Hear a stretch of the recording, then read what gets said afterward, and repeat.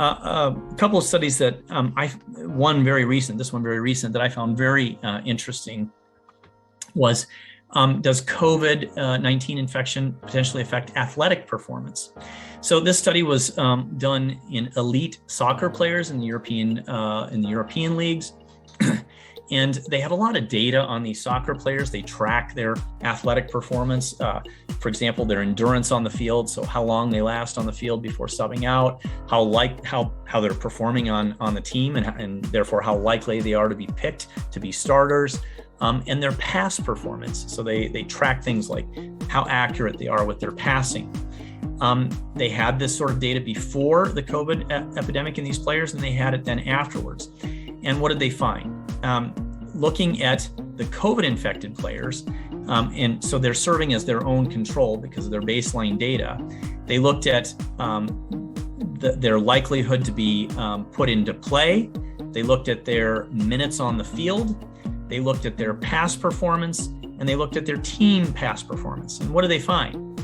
They found that the players who had COVID, certainly after the acute infection, were much less likely to be picked to play. That's understandable. They're acutely ill. But even out to 225 days out, so we're talking about like 8 plus months out from their COVID infection, they were still much less likely to be picked to play. They were less likely to, they spent less time on the field, meaning they lasted less, they had less endurance on the field. Their pass accuracy went down.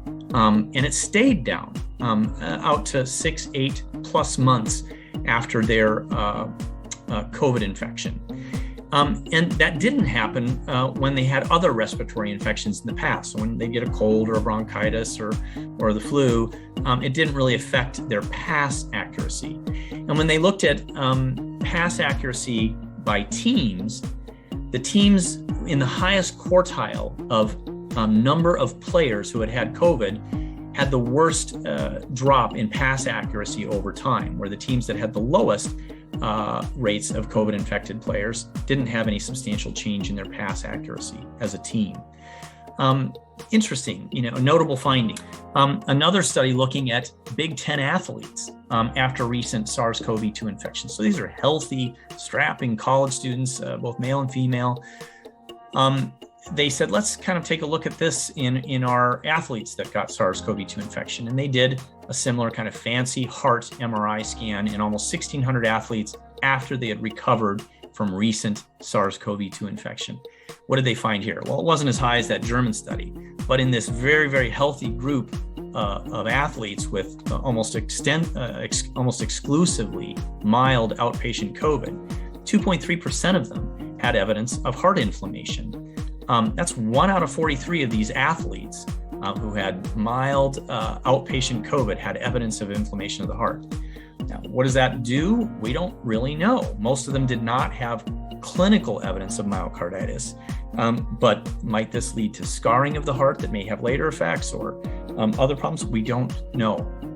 Another one that looked at Swiss Army recruits. So these are young men, healthy, fit, and they track these men for their aerobic fitness. The usual measure of this is something called VO2 max, which is a measure of oxygen consumption and a kind of standard measure of cardiorespiratory fitness.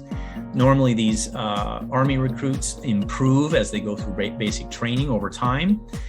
So they looked at these military recruits and had their VO2 max at baseline, and then looked at that VO2 max after a COVID infection, typically 1 to 2 months after their COVID-19 infection. The gray here is the recruits that didn't have SARS-CoV-2 infection, really no change in their exercise capacity 1 to 2 months out. People who had asymptomatic infection, a teeny drop, but it was not statistically significant.